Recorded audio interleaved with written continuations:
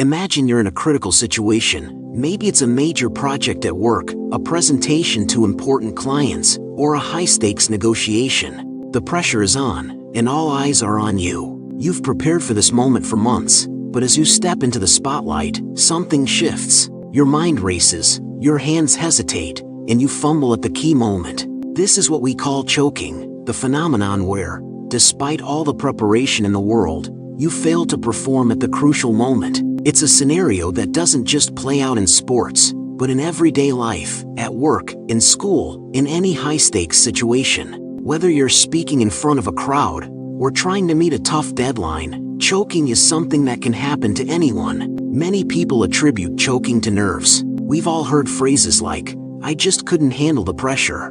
But why exactly does pressure undermine our ability to perform? The answer lies in focus. There are two key theories about why people choke under pressure: distraction theories and explicit monitoring theories. Distraction theories suggest that our performance declines when our minds are overwhelmed by worry or fear. Picture yourself working on an important presentation.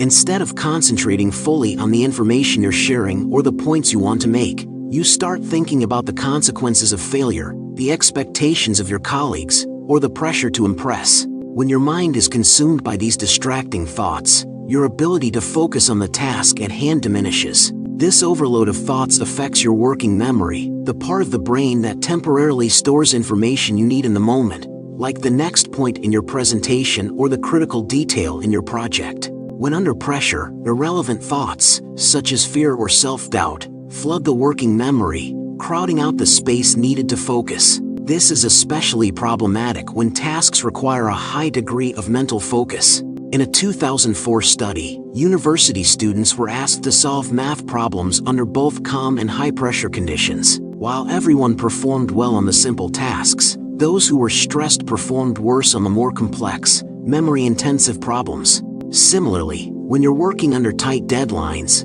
pressure can cause your mind to lose track of the most important details, leading to mistakes or missteps.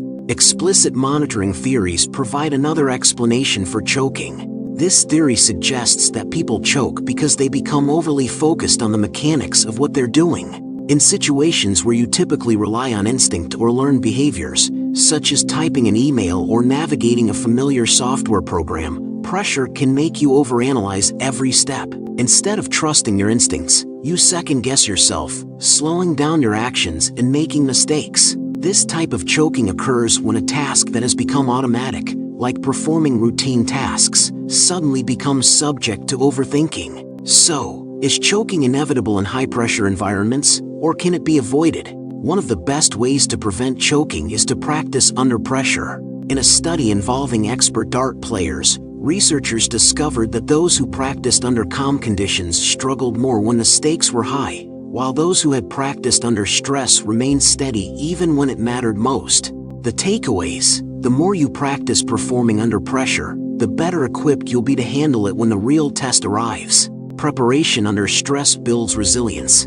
Another helpful strategy is developing a pre-performance routine. Just as musicians or public speakers often take a moment to calm their minds before stepping on stage, people in any high-stakes situation can benefit from small rituals. These might include taking a deep breath or repeating a positive affirmation. These routines create a sense of familiarity and calm, helping you to reduce anxiety and focus on the task at hand. Finally, focus plays a crucial role in avoiding choking, but it's important to focus on the right things. External focus, concentrating on the overall goal or the bigger picture, tends to be more effective than internal focus, which fixates on the minute details of what you're doing. The pressure to perform well is something many people face, but it doesn't have to lead to failure. By practicing under pressure, establishing routines to calm your mind, and focusing on the end goal rather than the process, you can build the resilience needed to succeed when it truly counts.